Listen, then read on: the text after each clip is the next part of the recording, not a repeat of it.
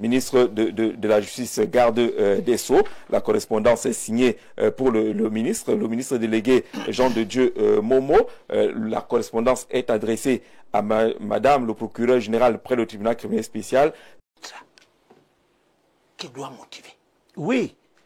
Puisqu'il est entré par la corruption. Non, je ne parle pas encore de ça. Je dis qu'il est déjà magistrat, oui. Mon grand frère. Non, en le formant. Nous adressons souvent mal les choses parce qu'on va aller à gauche et à droite. On ne rappelle pas un magistrat qui doit motiver parce que ça fait partie de l'éducation. Je dis encore que la justice, ça fait partie de l'éducation des masses. Il faut que les personnes sachent que quand tu fais ceci, voilà comment tu seras condamné.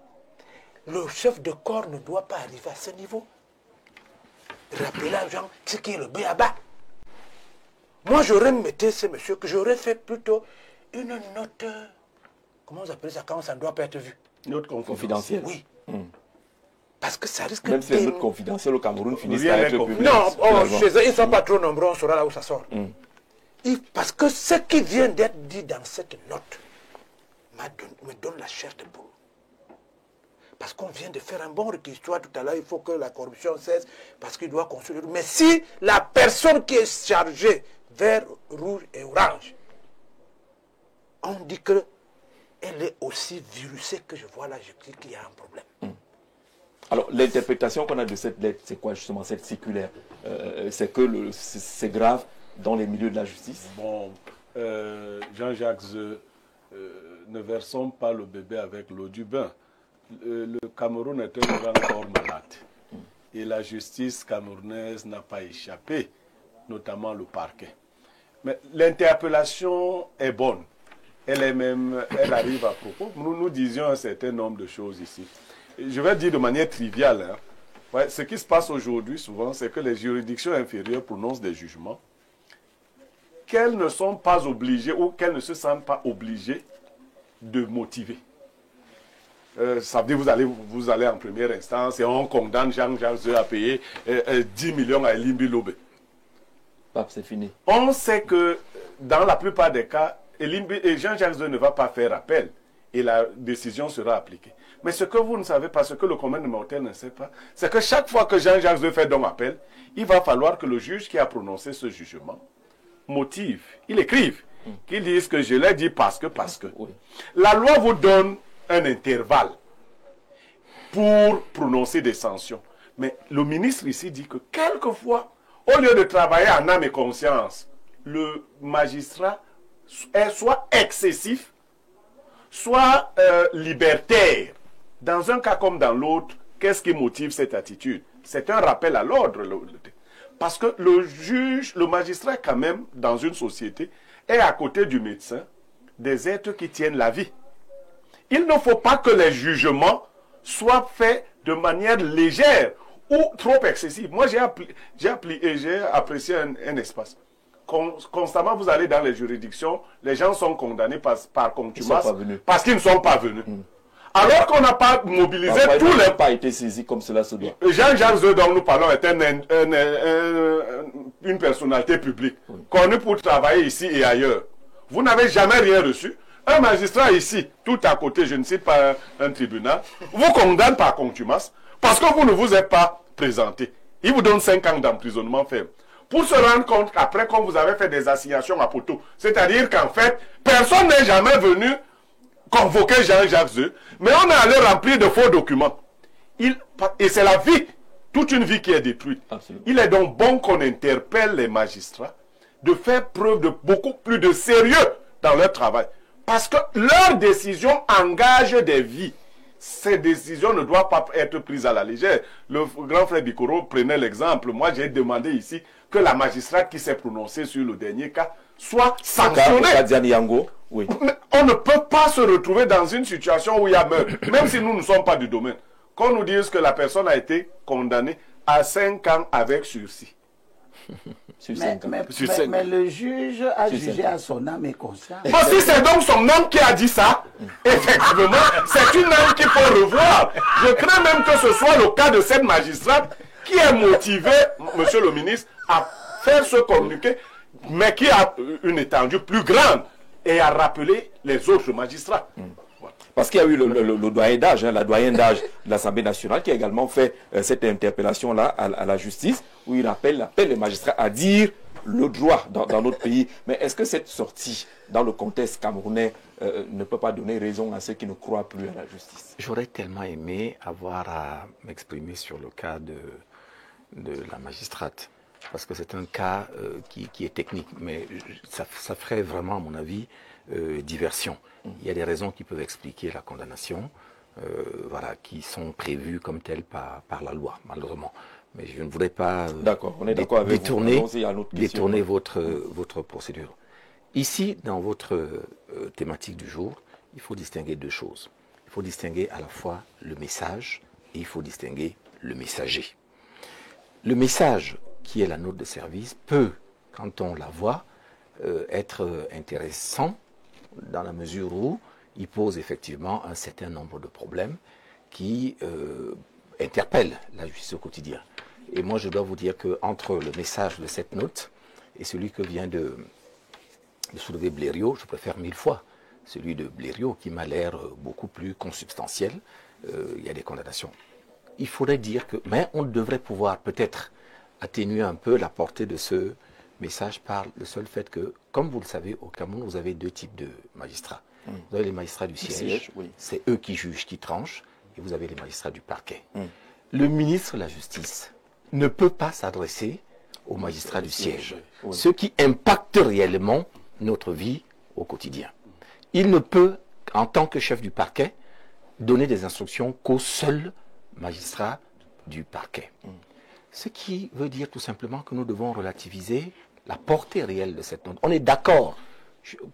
Moi, j'apprécie, et je vous dirai tout à l'heure après, quand je vous parlerai du messager, que pour une fois, le ministre Momo prenne la mesure de la fonction qui est la sienne, parce qu'il est ministre, et il est ministre issu des rangs d'avocats, qui doit pouvoir effectivement prendre en compte le bon déroulement de la justice en fonction d'un certain nombre de paramètres.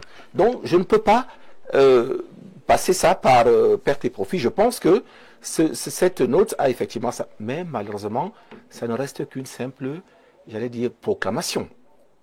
Parce que, qu'on se le dise bien, le parquet était, mais est encore plus aujourd'hui, rien d'autre qu'une simple partie au procès. Il émet des réquisitions qui ne sont que des demandes adressées au tribunal qui peut en tenir compte ou pas. Donc là, en l'occurrence, il ne fait qu'indiquer, on va dire, une certaine forme de règle de bonne conduite à ces agents, ceux à qui il peut s'adresser vraiment, voilà, et qui sont tenus de le suivre. Mais même en ayant suivi les réquisitions les exigences de leur patron, en les portant devant le tribunal, les juges du siège continueront à apprécier en fonction de ce qu'on a dit tout à l'heure, c'est-à-dire qu'en leur âme et leur conscience. Ils devront certainement être amenés à motiver, parce que bon, les réquisitions qui sont motivées, après tout, pourquoi pas? Ça, c'est pour le message. Il y a donc une orientation qui est positive, mais il y a là-dedans, je pense aussi un certain nombre de choses qu'on devrait peut-être, à mon avis, comme l'a dit tout à l'heure Blériot, essayer d'améliorer, parce qu'il y a tellement de problèmes dans la chaîne judiciaire, des choses que le parquet fait ou qu'il ne fait pas. En matière de citation directe, par exemple, que vient faire le parquet là-dedans? Moi, si j'estime que vous m'avez fait quelque chose, ou un ministre, la plupart du temps, a fait quelque chose qui n'est pas correct, et que je vais le porter directement devant le tribunal, le parquet n'a pas à intervenir dedans. Et pourtant, le parquet intervient et il suffit qu'il ne donne pas son autorisation pour que votre plainte ne prospère pas. De la même manière, si j'ai envie de vous poursuivre et que je m'en vais devant le tribunal, on va me demander à moi de venir d'abord vous identifier. Or, je n'ai pas les moyens de la force publique. La seule personne qui peut le faire, c'est le parquet. Et si le parquet refuse de le faire parce que par protection, connivence ou autre, voilà. Il y a tellement d'autres choses que le ministre aurait pu mettre dedans que je pense que sa note est quand même un peu une note light. Mais apprécions ce qui est déjà fait. Même si, par ailleurs, et là je voudrais vous parler du messager. Le messager, malheureusement, ne nous a pas souvent habitués, parce que le message n'est crédible que parce que le messager, lui-même, celui qui le porte, est lui-même crédible. Malheureusement, on n'a pas vu jusqu'à présent notre ministre. Il est dans son rôle. Restons dans son rôle quand même. Je n'ai pas compris. Restons dans son rôle. Est-ce que le ministre Momo n'est pas suffisant? Non, laissez le message expliquer. Est-ce qu'on peut s'en tenir au message? Non. Un message vaut pas le type de porteur. C'est exactement ce que je veux dire. Si tu proclames la vertu et tu donnes aux voleurs d'aller proclamer la vertu, je vais vous parler. C'est pour ça que je vais vous dire. Vous nous avez demandé notre analyse de ce message. Et je me demande. Tout à fait. Celui qui le porte.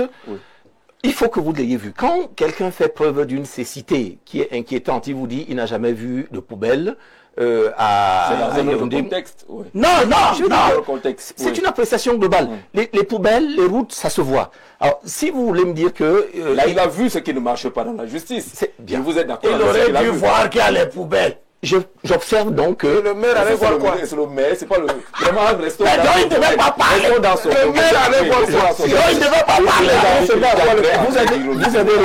Vous avez remis en cause aujourd'hui la sincérité d'une revendication ancienne au motif qu'elle était faite à un mauvais moment. Tout à fait. C'est exactement ce que j'ai envie de vous faire comprendre. Alors tu nous as rejoint là. C'est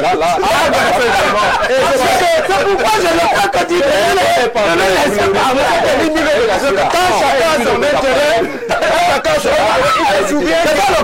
Je vous invite à la cohérence simplement.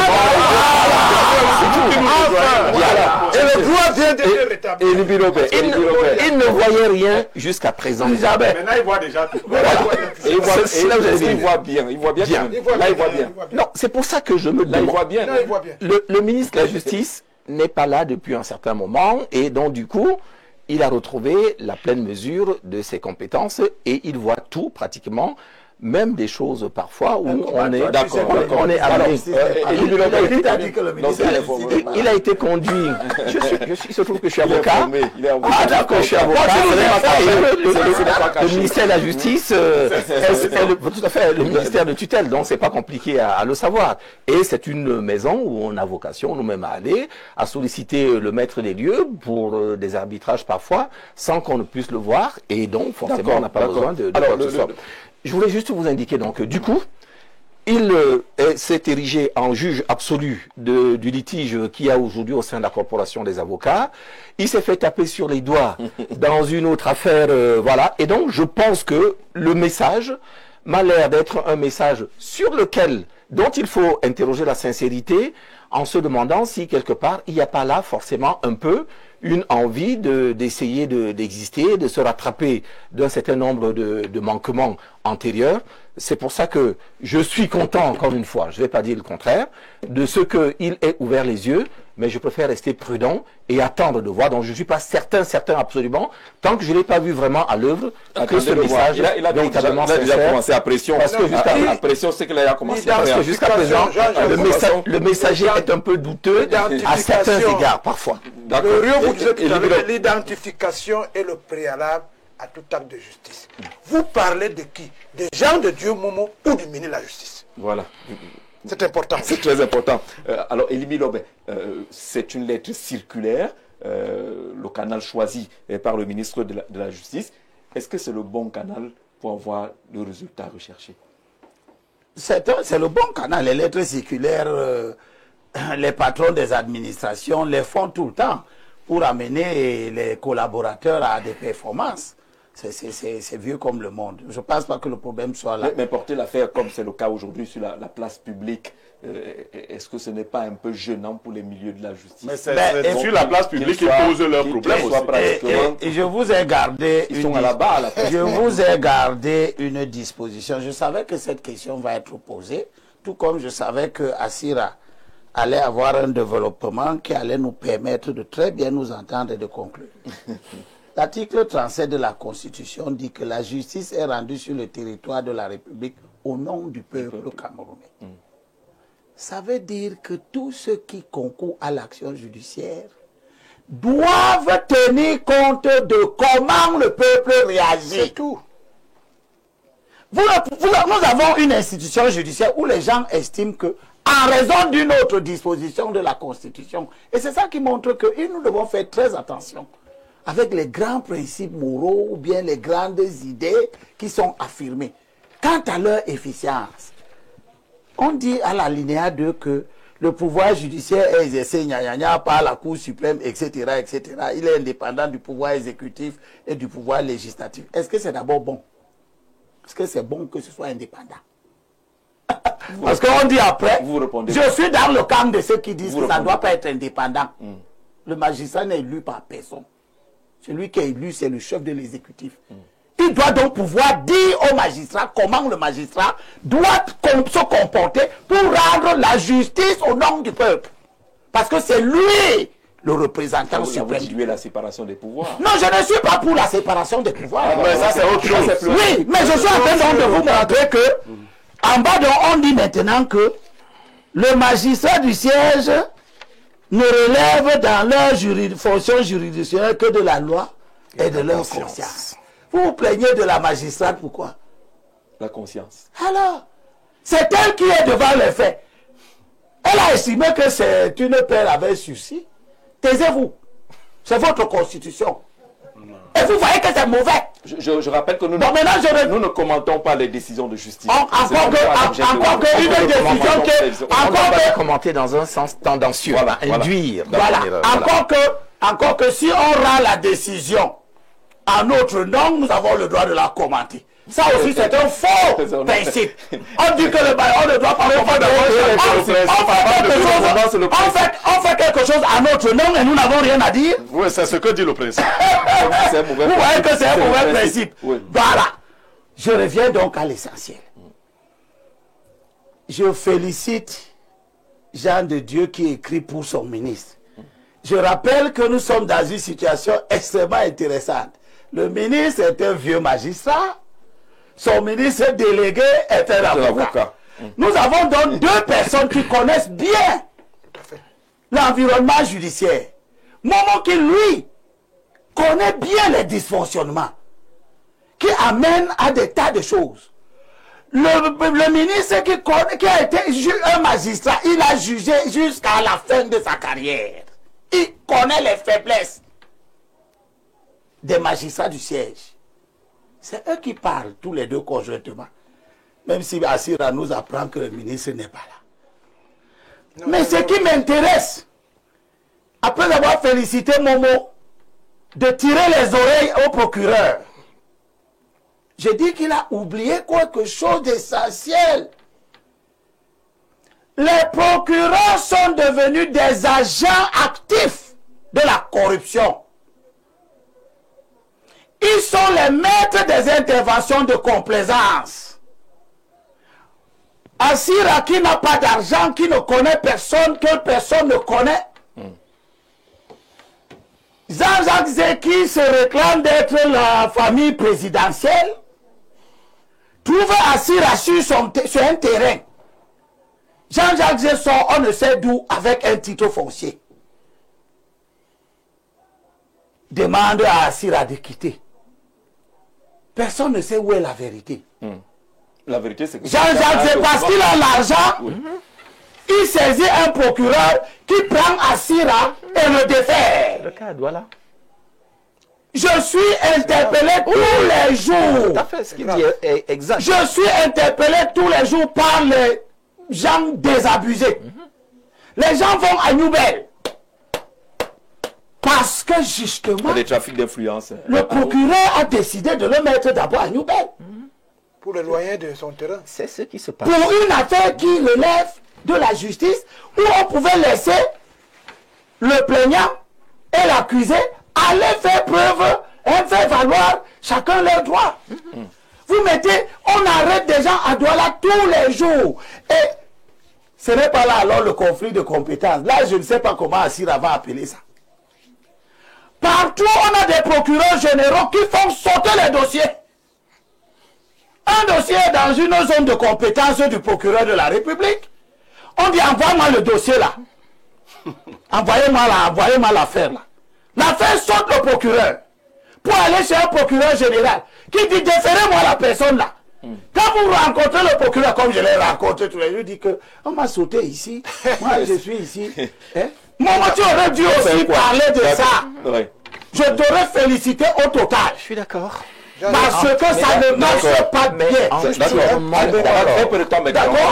Nous sommes dans la configuration où la corruption gangrène. D'accord. Elle est rentrée dans des corps où nous sommes quasiment assurés que, et c'est ça la preuve, attention, on veut enlever Paul Biya, mais ne remplaçons pas la peste par le choléra. Tout le monde ne peut pas gouverner ce pays malade. D'accord. Il est tellement malade que certains candidats doivent accepter que très rapidement, ne sont pas à la hauteur de la médecine. François Biko, en quelques secondes, parce que Timothée n'a pas encore réagi. Comme je l'ai dit tout à thématique. l'heure, pour les ministres, la chambre de compte, le contrôle supérieur, patati patata, qui disent qu'ils gèrent un contentieux de vol et autres.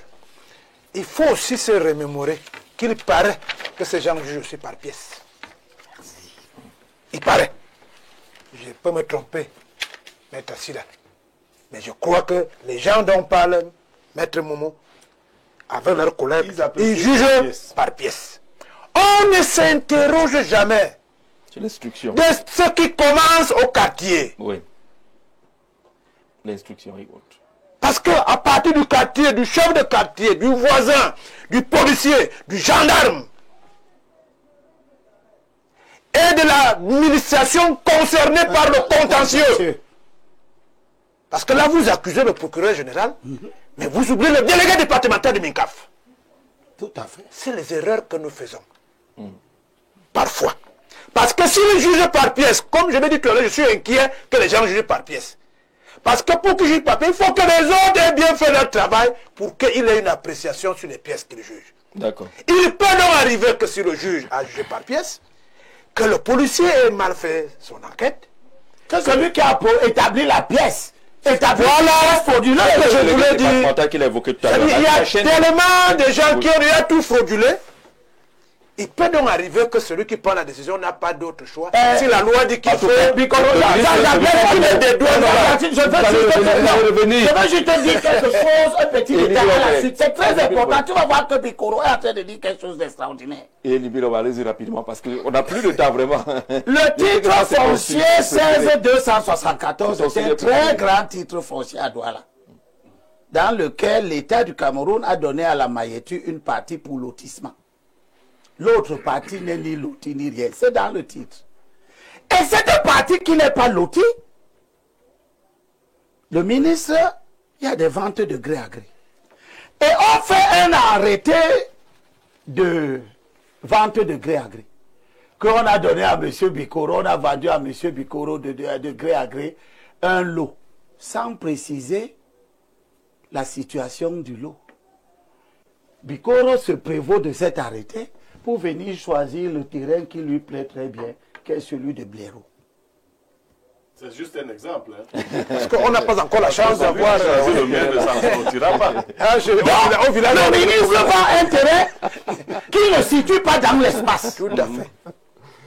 Et laisse à l'acquéreur la liberté de venir te dire, toi, Jean-Jacques dit que c'est ce terrain-ci que le ministre m'a vendu. Et les palabres commencent. On comprend. Vous voyez dans quelle situation? D'accord, on est clair. Alors, je veux donc dire à la décharge, je termine pour dire à la décharge, monsieur le ministre, mon ami Eyebe, ce n'est pas de toi que je parle. D'accord. Je suis en train de parler de l'authenticité de cet arrêté. Que personne ne questionne dans la chaîne des enquêtes. Est-ce que cet arrêté-ci, supposé de gré à gré, est-ce que l'argent a d'ailleurs été versé au trésor, à la recette des domaines? On dit dans l'arrêté que c'est 3 millions, 8 millions, 10 millions. Vous n'êtes pas sûr que l'argent a été versé. Tu vois dans la difficulté du magistrat, alors, on va la discuter. quand il a des pièces sauf que le ministre qui sont authentifiées comme ça, a bien identifié sa cible et il parle de manquement observé. Quoique c'est clair. Oui, on ne peut pas désincarner. Et précise qu'il n'y a pas eu de correspondance antérieure. Du ministre Momo de l'actualité politique. C'est un homme politique. Encore toi avec ton écart. Non, on ne peut pas. Il a raison.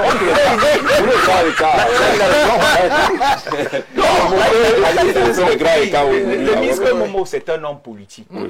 qui choisit le moment où il y a une braise, qui est l'affaire de la décédée Yango, pour jeter à la vindicte populaire le corps judiciaire. Il dit au peuple... C'est de ça qu'il s'agit? C'est ma lecture. Que ce n'est pas moi, ce n'est pas nous. Parce qu'il y a une clameur populaire qui indexait la justice en tant qu'institution. Oui. Et le ministre Momo La fonce le clou alors. pour ne pas être heurté dans sa quête prochaine des électeurs, dit aux populations, ne me reniez pas quand je viendrai vous parler du PADEC. Comprenez que voici les coupables. Oui. Voici les responsables. Ce n'est pas que national du PADEC. On ne peut pas les dissocier. Le syncrétisme Mais est tel que... si tu peux pas les dissocies pas, autant tu refuses de les dissocier là maintenant, autant il ne faudra pas dissocier le fait que le ministre de la Justice, lui aussi, parle pour un parti politique. C'est ça. D'accord. Et là, on n'en sortira pas. Allons-y. Alors le Dans les ministre considérations, Momo, contexte le ministre Momo, et les acteurs. le ministre l'acteur, Momo se dédouane donc et dit et indexe le responsable. Dit voilà ce qui gangrène l'appareil judiciaire. Mais le constat est un constat général. Il y a une déshumanisation de la justice. Mais allons dans les causes.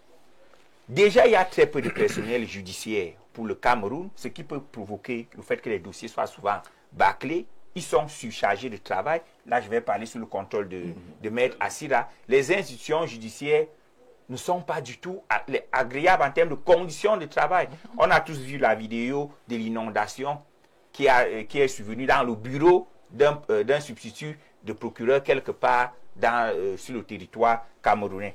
C'est tout ça qu'il faut d'abord interroger. Les conditions d'accès à la fonction. On parlait tout à l'heure de corruption. Comment est-ce qu'on fait pour accéder à certaines grandes écoles au Cameroun? C'est autant de questions qui vont nous conduire et qui nous ramènent... Tu veux faire les états généraux du Cameroun? Il est déjà magistrat. Il est magistrat. Laissez l'expérience son travail. Il a entré par la porte de derrière. Il est la condition d'entrée. La condition d'entrée détermine la qualité du produit. C'est là où je produit. suis en train d'arriver. Il est déjà magistrat. Voilà. Je vous raconte une petite anecdote qu'il y a dans le corps judiciaire.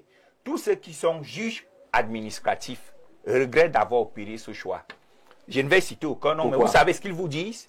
Ils disent aucun justiciable ne donne 5 francs aux juges administratifs de premier degré. Ils savent que pour obtenir la décision finale, c'est à la Cour suprême.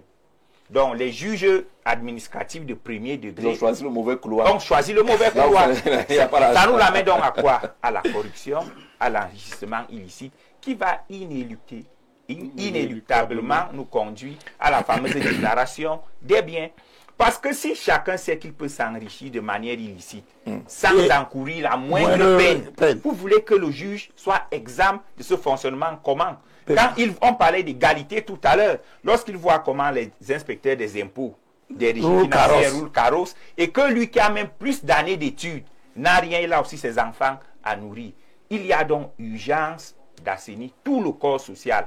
Parce que la gangrène est telle que aucun secteur ne sera épargné si on ne soigne, on ne décide pas de faire une médication holistique. Donc, alors, la lettre pas de traitement sectoriel. La lettre du ministre est superficielle.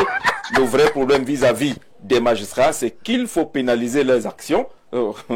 C'est-à-dire que si les magistrats travaillent mal, que leurs responsabilités soient engagées et qu'ils soient poursuivis pour le cela. Conseil supérieur de la magistrature est là pour ça. Bon, il va siéger, on espère. Voilà. En attendant, ça fait 4 ans qu'il ne siège. Les scélérats redoutent la justice et les honnêtes gens craignent les juges, disait Charles Régis Manset. La justice est la poutre maîtresse de la construction d'un état de droit, compris comme la soumission des institutions publiques à la loi. C'est assez long, c'est tout un coup. Bonjour le plateau, je m'appelle Daniel, je suis à Yaoundé. Le débat est très instructif, surtout le dernier sur les postures et les actes des magistrats. J'aimerais avoir le numéro de M. Elimbi Lobé. Il n'est pas encore en campagne. Moi, je ne suis pas avocat. Au pays, si tu as l'argent, tu as la justice. Si tu n'as pas, c'est tant pis pour toi. Oui. Vous voyez à quel niveau de considération les Camerounais sont arrivés. Est-ce que la lettre de Jean de Dieu Momo ne répond pas justement à cela, qu'il faut de l'argent, sinon rien d'autre? Non, je veux pas. Moi, ce que j'ai entendu de vous deux, je signe à deux mains, sans aucune réserve. Ce que vous avez dit est tout à fait juste dans le champ de l'observation quotidienne. Je voulais juste, si vous me permettez, je voudrais vous demander l'autorisation de faire une petite dérogation sur le cas de Madame Yango. Madame Yango, oui. Ce n'est pas, en fait, en gros, si j'avais su qu'on allait aborder la question, je vous aurais apporté le code pénal qui est resté dans la voiture. Le juge n'a fait que l'application des textes de loi, aussi brutal, aussi froid que ça puisse être. Comment vous allez faire pour convaincre la loi prévoit, oui, je vais essayer de vous expliquer. Oui, la loi prévoit tout simplement, le problème part de ce que le monsieur a plaidé coupable. Et la loi permet... Tous sont venus au tribunal. Non, laisse le maire, laisse à maître assis à nous. Quand vous entrez, la première question que le juge vous pose, c'est est-ce que vous plaidez coupable ou non coupable? Voilà. Lui, astucieusement, il a plaidé coupable et on a accepté son plaidé coupable. Parce que je dois dire que le tribunal n'était pas obligé d'accepter. Mais là, on l'a accepté. Et la loi dit, lorsque la personne a plaidé coupable et que le tribunal a accepté le plaidé coupable, non pas qu'il est criminel de bonne foi, mais il a la possibilité de bénéficier. J'avais dit autrefois que c'était automatique, mais en le voyant, on dit peut bénéficier des circonstances atténuantes qui sont prévues aux dispositions des articles 90 et 91 du Code pénal. Et qui disent quoi? Qui disent que si la peine que vous encouriez était une condamnation à mort, désormais le maximum qu'on puisse prononcer, c'est 10 ans. Si la peine était une peine privative de liberté, on ne peut pas vous condamner à une peine qui dépasse les 5 ans. Et on est donc dans cette hypothèse-là. On était dans l'hypothèse où le monsieur encourait une peine qui était de 20 ans d'emprisonnement, donc une peine privative de liberté. Par conséquent, il ne pouvait pas être prononcé contre lui une condamnation qui dépasse les 5 ans. Ouais. Après, c'est vrai qu'elle lui a été favorable en assortissant. Mais on sait tous que le sursis n'est qu'une façon d'exécuter la condamnation. Sa condamnation, au lieu de qu'elle ne soit ferme, lui a donné une peine avec sursis, en expliquant, parce que ça a été expliqué en disant que les enfants avaient déjà perdu leur mère, il ne fallait pas qu'ils soient à nouveau affligés de la perte. Ça, c'est le juge qui jugeait à la place de la famille, de la femme et des enfants. Mais le juge, je vous ai dit que il juge, vous avez accepté qu'il juge en fonction de sa conscience. Mais le juge a bien raison de dire, si la mère est déjà morte, si j'envoie le père pour 5 ans en prison, tous ceux qui s'indignent, nous tous, nous n'allons pas venir élever les enfants à la place du père. Parce que le père va continuer à faire. Ça relève l'appréciation. J'ai fait une notation tout à l'heure. J'ajoute solennellement, dans le quantum des gens qui empêchent le juge de faire son bon travail, les avocats. J'ai failli oublier. Ils sont dans leur rôle. Les contorsions. L'ennemi vous dit, on juge au nom du peuple camerounais. Chez les Américains, même, on choisit les gens au quartier. Oui. Qu'est-ce que le crime, si vous le ressentez comment? Sauf que, je te réponds, avant que tu ne continues. Sauf que quand le juge n'est pas le peuple. Il n'est pas assujetti aux émotions du peuple qui peuvent être très irrationnelles. On a prévu sa conscience. Donc, le juge regarde donc, le père a tué la mère. Oui. Les enfants restent. Si je condamne le père à la prison ferme, qui va élever les enfants? C'est ceux qui s'indignent là. Il y a des couples qui sont en prison là actuellement. Bon, non, moi j'étais actuellement. Je comprends. On risque de ne pas bien me comprendre. Oui, allez-y, Patia. Je vous dis encore, comme je l'ai dit pour les prévarications, que l'aide à la décision doit être clean, identifiée et identifiable. On oublie toujours que les avocats corrompent les magistrats. Tout à fait. On oublie. Tout à fait. Comme je vous ai dit, quelqu'un a acheté le matériel, quand le policier est corrompu, il peut être corrompu. Tout à fait. Le juge est assis dans son bureau. Il n'a pas vécu la scène. Et vous lui amenez les pièces. Sur cette base, on peut donner raison au juge que s'il ne juge que sur pièce. Comme au contrôle supérieur de l'État à la Chambre, on juge sur pièce. Mais je viens de comprendre avec Maître Sira qu'il y avait un autre élément. qui dit non, c'est-à-dire. Comment faire comprendre à la maman de quartier qu'un homme qui a jugé amour vis-à-vis de son épouse et ils ont eu des enfants, qu'on lui explique qu'en tuant la mère n'a pas tué l'avenir des enfants, donc il faut qu'il rentre au quartier s'occuper des enfants. Je crois que c'est là qu'il y a un problème. Et c'est ça que les avocats ont expliqué donc au juge le jour-là, sachant bien qu'il y avait la loi qui pouvait lui permettre d'y aller. Nous pensons que la perception de chaque acte de justice, que ce soit chez vous les avocats, les huissiers de justice et tout ce que vous voulez, doit permettre à ce qu'il n'y ait pas un autre crime demain dans une mauvaise interprétation. Dans certains pays, c'est pour ça qu'il y a des coups d'assises.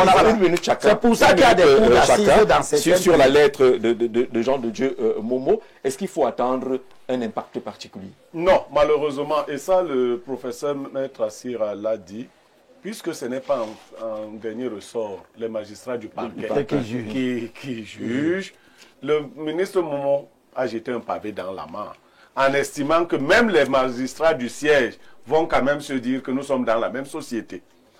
Moi, je voulais lui faire une taquinerie. Ça veut dire que désormais, on peut dire aussi, hein, je vais avec ma femme, nous commettons un crime, et nous allons plaider en disant que si vous nous mettez tous les deux... Non, si vous nous mettez tous les deux en prison, nos enfants vont... Non, je crois que l'un de leurs principes dit personne ne peut aucun ne devrait se prévaloir de sa propre turpitude. Si les parents font un accident et ils meurent tous les deux, un parent qui assassine un autre parent va en prison. C'est tout. Et le juge n'a pas à se substituer à la famille parce qu'il voit peut-être la peine des enfants qui n'existe. Un meurtrier n'est pas bien pour éduquer des enfants. Il est bien pour être en prison. Tout à fait. Voilà. Parce que la prochaine femme qui va prendre, il va aussi la tuer et ils auront de nouveaux enfants. Est-ce que tu veux dire qu'un violeur d'enfant n'est pas bon pour les faits? Voilà, c'est artistique. Prenez votre minute, lorsqu'on ne vient plus à vous. Les deux questions viennent m'obliger à anticiper peut-être la distribution de la parole. Je voudrais juste leur rappeler à tous les deux que je vous parle de la loi. La loi, c'est lui, c'est vous, c'est nous tous. Tout à fait. Vous restez donc à la stricte application. C'est la loi. Vous ne m'avez pas demandé. Moi, Claude Assira, c'est deux personnes. Vous avez l'avocat que je suis et vous avez l'individu. Je réponds à l'avocat et je ne réponds pas à Claude Assira. Bien entendu. Comme un homme tendre si vous me demandez à moi mon avis, vous n'êtes pas sûr que je vous donnerai l'avis que Maître Assira vous donnerait. Par ailleurs. Donc, il faudrait qu'on s'en sorte. J'assume la schizophrénie de l'avocat, qui est la même partout. Et donc là, ici, en l'occurrence, je n'ai fait que expliquer techniquement tout à fait ce qui a pu se passer, sans que je ne vous donne mon opinion à moi. Et si le juge a fait application d'autres choses que la loi, là, éventuellement, ça peut nous inquiéter.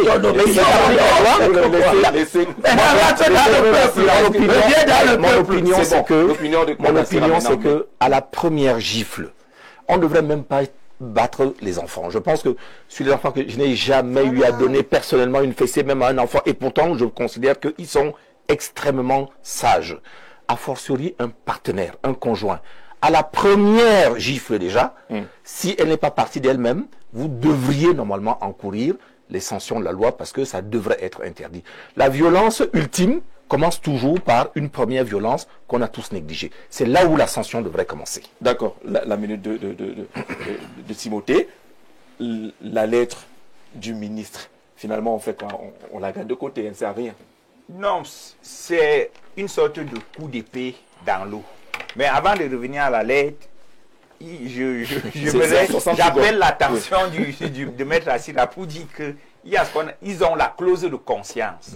Donc l'avocat n'est pas un robot. Face à une situation qui est socialement ou moralement très condamnable, l'avocat devrait pouvoir dire au client et même au magistrat que ici, même si la loi nous permet pour la morale, ici j'ai dit non. Donc, Ulrich Javier Onondo avait déjà écrit un magnifique livre sur l'état de la justice camerounaise. Sous le bandeau de Kémis, les larmes. Penser et repenser la justice camerounaise. Vraiment, il est temps que celui qui est garant de l'indépendance de la justice prenne ce livre et décide de penser, de repenser la justice camerounaise. Sinon, des initiatives solitaires comme celle-ci ne porteront pas les fruits escomptés, mais sinon donneraient des dividendes politiques à celui qui les porte, parce qu'il a besoin de se montrer, il a besoin de montrer qu'il a su l'intérim au ministère de la Justice. Il faut bien commencer quelque part. Il faut que penser c'est PAN, c'est-à-dire soigner. Voilà. Il faut bien commencer quelque part et c'est tout au bénéfice de Jean Vraiment, de 5 secondes. Xavier Ona est magistrat. Et c'est un magistrat qui avait déjà décrié l'état de la justice. Il faut bien commencer quelque part et Jean de Dieu Momo a commencé. Moi, j'éduque les populations. Je n'ai plus l'âge où je joue à la comédie. Première chose, ce n'est pas Jean de Dieu Momo qui a écrit. C'est le ministre de la Justice. Ici, pas autre. Non, je vous dis, c'est le ministre de la Justice qui a écrit. Et non Momo. C'est non Momo Jean de Dieu. D'accord. Donc, laissez les PADEC et tout ça là où ça se trouve. Sinon, quand vous direz, le président de la République a fait un décret, on dira c'est le président national du RDPC. C'est aussi valable. Apprenez à ce que les populations sachent qu'elles sont gouvernées. C'est important. La deuxième chose, c'est peut-être la dernière aussi, que l'acte de justice est un acte de réparation. Je répète encore. L'acte de justice, quand un magistrat ou un policier, il a pour rôle de réparer le tort causé à la société, au peuple dont il est le représentant. Comment on répare la mort? Comment on répare vraiment, justement, très bonne question. Très bonne question. Il paraît que Mantouma avait les gens qui avaient ôté la vie aux autres. Et je voudrais vous voir demain, comme je l'ai vu hier et avant-hier, avec vous, Maître Sira.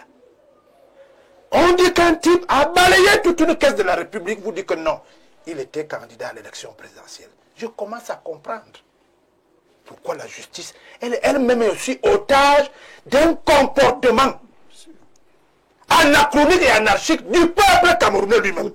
Parce que demain, on va même dire que ce n'est pas bon qu'un Bassa est en prison. Non, bête. Éduquons les gens que quand un ministre pose un acte, c'est la République qui pose un acte, et que quand l'acte est posé, lorsqu'il est contraire à la volonté du peuple, disons à ce ministre que l'acte que vous avez posé n'est pas bon. Ceci est valable pour le ministre, valable pour tout. Mais donnons les moyens.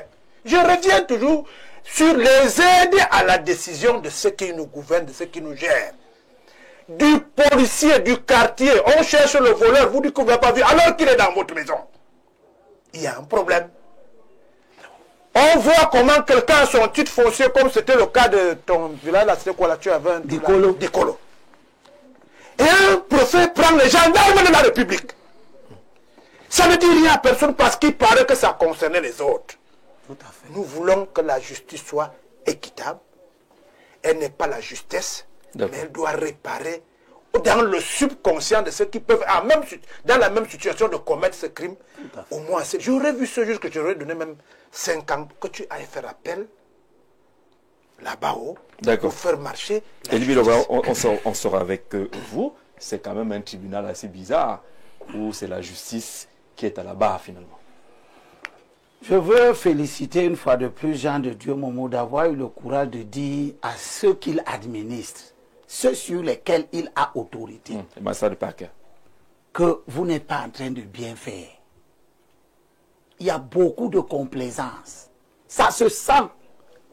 Et puisque c'est au nom du peuple camerounais que eux, ils travaillent, eux tous. Parce que quand on dit ici, la justice est rendue sur le terrain au nom du peuple, on n'a pas dit que c'est le parquet ou bien le siège. C'est tous, n'est-ce pas, Assira? La justice. Tous mélangés là-dedans. Avec les avocats? Non, oui, bon, les avocats. Auxiliaires de la justice. Oui. Mais ceci, c'est le parquet et le siège. Ils travaillent au nom du peuple camerounais. Ils doivent donc tenir compte de comment les gens ressentent ce qu'ils font. Je mets un bémol à ce que tu as dit. Le peuple n'est pas la raison. Le peuple n'est pas la droiture. Le peuple peut être ignorant. Le peuple peut avoir des émotions qui, si on les laisse se faire ou prendre corps, induisent dans l'imbroglio, dans l'erreur. C'est pour ça que le rôle du magistrat est essentiel. Quand on a dit qu'il juge selon sa conscience, là, on n'a pas ouvert la porte à la corruption. en disant que si tu prends l'argent, on va dire que c'est selon sa conscience. C'est faux. On peut démontrer que ta conscience même ne te disait pas de faire ça. Je veux féliciter par contre des magistrats du parquet que j'ai vus. Les représentants du ministère public. Dans l'affaire d'Ikolo, où l'homme d'affaires, lorsque le président du tribunal administratif du littoral a annulé le décret d'expropriation à cause de tous ces vices de forme, l'homme d'affaires a cru bon de saisir le tribunal. La procédure s'appelle quoi? Quand il saisit pour dire que ses intérêts n'ont pas été pris en compte. On a compris l'essentiel, allez-y. Parce qu'on sort de l'émission déjà. Bon. Mais ce n'est pas l'intervention volontaire, c'est... Bref, il a saisi. Tierce opposition. Tierce opposition, merci. Comment tu as duré comme ça? L'homme